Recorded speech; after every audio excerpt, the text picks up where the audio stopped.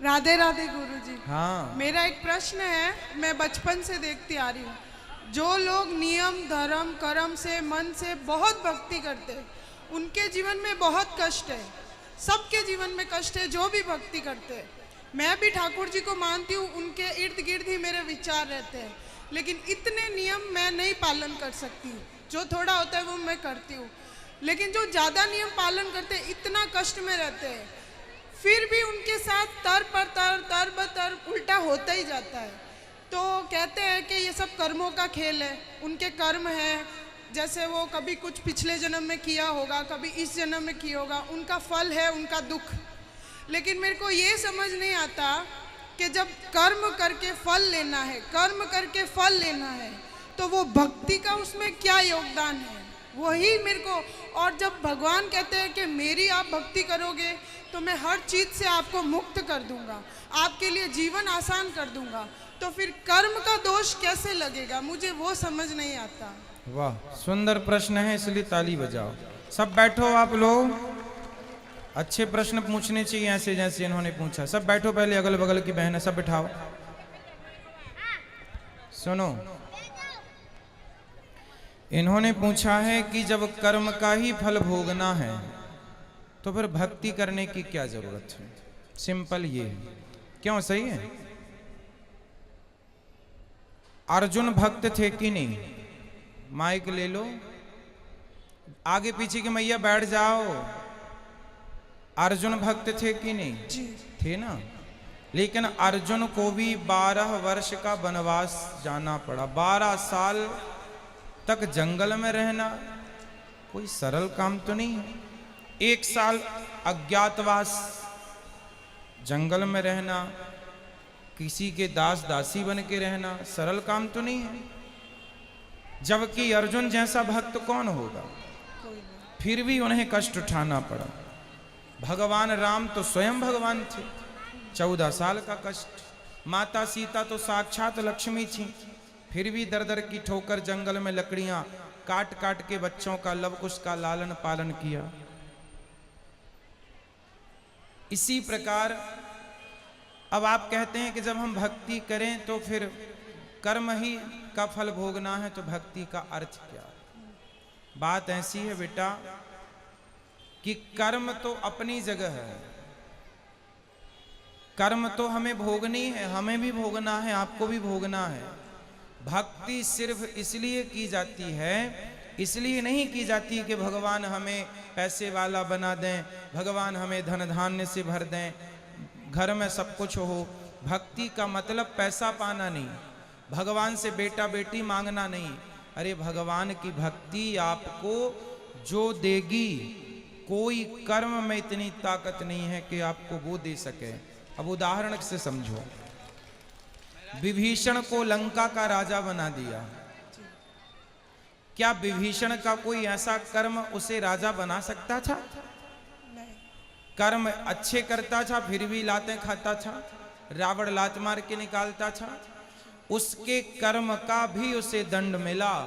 पर भगवान की भक्ति जो की, उस भक्ति का भी फल, कर्मों का फल यदि मिलता है तो भक्ति का फल भी मिलता है, थोड़ा सा देर है। विभीषण को भक्ति का फल मिला। उस कोई व्यक्ति ऐसा कितना कर्म करता कि वो लंका का राजा। भगवान कर्मों के फल को नहीं देखते कि तुमने भक्ति हमारी कितनी की।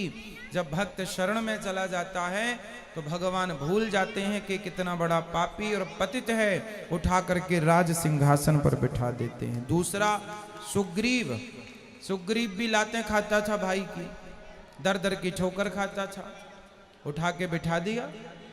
तो भगवान बेटा, भगवान जो दे सकते हैं कोई नहीं। इसलिए गलती हम लोगों की है कि हम उम्मीद क्या करते हैं, हे भगवान हम तुम्हारे इतने बड़े भक्त हैं, तुमने हमें बेटा भी नहीं दिया। हे भगवान हम तुम्हारे इतने बड़े भक्त हैं, रहने को घर भी नहीं दिया। हे भगवान हम इतने बड़े भक्त हैं, हमारा पति नहीं सुनता, बेटा नहीं सुनता। भगवान की भक्ति का मतलब ये नहीं कि तुम्हारा बेटा सुने, तुम्हारी बेटी सुने, तुम्हारा घर बन जाए। जो भाग्य, सुदामा ने सारी जिंदगी गरीबी देखी है, क्या सुदामा से बड़े भक्त आप और हम हैं? क्या हो सकते हैं? नहीं। लेकिन सुदामा से ज्यादा हमारी शिकायतें हैं। सुदामा की तो एक भी नहीं थी, सारी जिंदगी भीख मांगकर गुजारा किया, सारी जिंदगी भगवान की भक्ति की, और मांगने नहीं गए, 4 मुट्ठी चावल अपनी हैसियत के अनुसार देने गए। जब सारी जिंदगी उन्होंने भक्ति की और फिर भी गरीबी में रहकर शिकायत नहीं की, तब भगवान ने देखा कि भक्त पक्का है।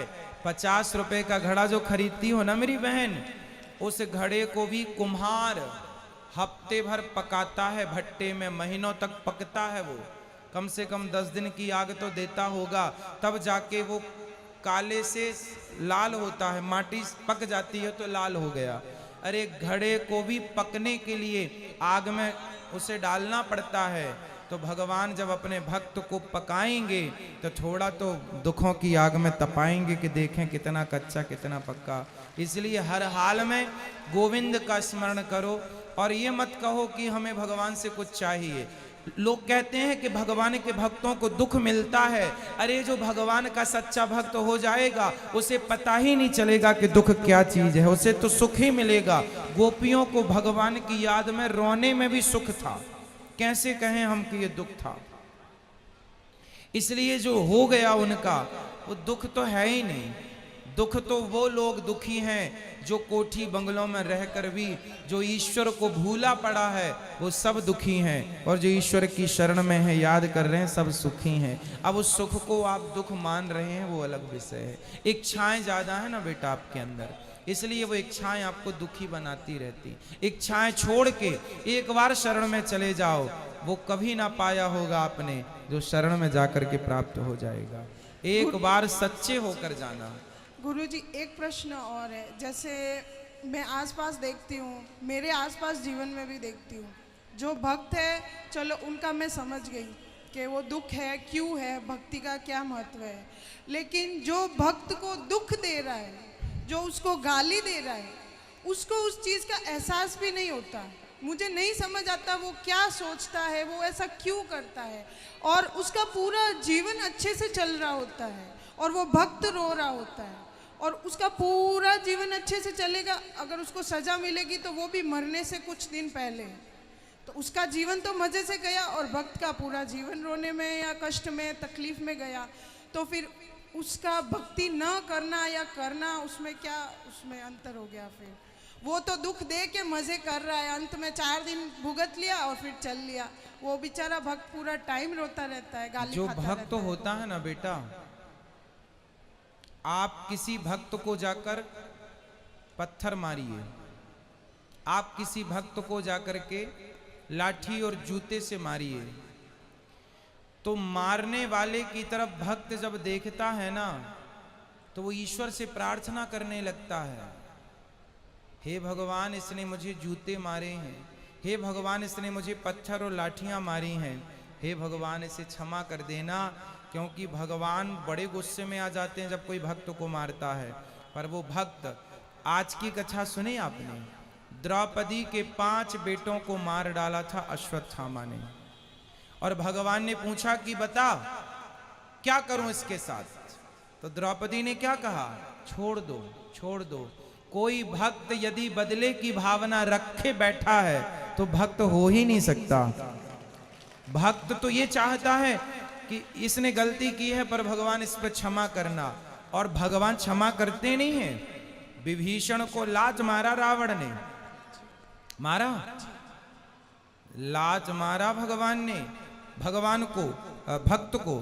भगवान ने कहा रावण तुमने मेरी छाती में लात मारे होते ना, मैं तुम्हें माफ कर देता, तुमने भक्त को मारा है इसलिए माफ नहीं सर्वनाश करूंगा, कर दिया। एक बात बताओ कि जब तक रावण ने विभीषण को लात नहीं मारा तब तक राम जी ने लंका में एक भी बाण छोड़ा हो, एक भी नुकसान किया हो लंका का, तो मुझे बताओ। रावण ने सीता मां को चुराया, जयंत ने सीता मां के चरणों में चोंच मारी थी तो बाण छोड़ दिया था, त्रैलोक्य में जयंत को बचाने वाला नहीं मिला, चरणों में चोंच मारी थी केवल, और रावण तो पूरी सीता उठा कर ले गया। तो क्या राम जी बाण वहीं से बैठे बैठे ना मार देते, रावण तो मर जाता। लेकिन नहीं, राम जी ने कहा कि रावण भले मेरी पत्नी का हरण किया हो, लेकिन मेरे भक्त को रोटी खिलाता है विभीषण को, इसलिए मैं बाल भी बांका नहीं करूंगा। लेकिन जब उस भक्त को लात मारा तो राम जी ने सर्वनाश कर दिया। भगवान कहते हैं तुम मुझे लात मार दो, सह लूंगा, मेरे भक्तों को मारोगे विनाश कर दूंगा। इसलिए मेरी बहन, आप जो कह रही हैं कि भक्तों का अपमान करके लोग मजे से रहते हैं, नहीं, उनको जब मिलेगा ना दंड, भगवान थोड़ा सा देर, God mills grind slow but sure, ईश्वर थोड़ा धीरे चक्की चलाते हैं। पिसता है उनके घर आटा धीरे, पर पिसता जरूर है। हिसाब तो पाई पाई का रखते हैं ना भगवान। जब देंगे ना तो खूब नानी याद आएगी। और आप ये मत सोचो जैसे मैंने, आप भक्त हो और मैंने आज आपको अपमानित किया, आपको मारा मैंने, तो आप तो भक्त हैं, आप तो मेरे से कोई ना कुछ ना कहेंगे, और मैं तो मौत से रह रहा हूं। लेकिन मेरे जीवन के आखिरी तक और जो अगला जन्म होगा, वो सारे जन्म में इस जन्म का ये दंड भोगना पड़ेगा। कोई अंधा है, कोई लंगड़ा है, कोई बहरा है, क्यों है? किसी जन्म का तो हिसाब चुक रहा है ये। क्यों लोग घिसट घिसट के चल रहे हैं? क्यों चप्पल पांव में ना पहन के हाथ में पहनना पड़ रहा है? ये आज का ही कर्म दंड थोड़ी है, ये किसी ना किसी जन्म का कर्म दंड ही तो भोग रहा है। तो ईश्वर के घर देर है, अंधेर में। एक प्रश्न और लास्ट, जैसे भगवान कर्म की सजा देते हैं, उसको सजा मिल रही, वो पूरा जीवन सजा ले रहा है, लेकिन उसको ये ज्ञात ही नहीं है कि उसको सजा क्यों मिल रही है, और वो गाली दे रहा है, तो उस सजा का क्या फायदा? ज्ञान नहीं हो सकता बेटा, ये तुम्हारे और हमारे हाथ में नहीं है, यही तो ईश्वर के हाथ में है। मिलेगा बस, ये श्योर है, ये कंफर्म है, बट ये नहीं कंफर्म है कि आपको किस दंड पाप का। भीष्म पितामह को बाणों की सैया मिली। भीष्म पितामह ने कहा कि मैंने तो कोई पाप नहीं किया, मैंने तो कोई अपराध नहीं किया, मैं तो अपने 20 जन्म पुराना मैं जानता हूं। भगवान ने कहा 20 जन्म तक तो जानते हो, 20 जन्म के पहले 21वां जन्म देख लेते तो मिल जाता। एक सांप को कांटों के ढेर में फेंक दिया था 21 जन्म पहले, उसका दंड आज मिल रहा है भीष्म पितामह को। तो हमारी और आपकी सोच, हमारी और आपकी बुद्धि से ईश्वर का न्याय परे है।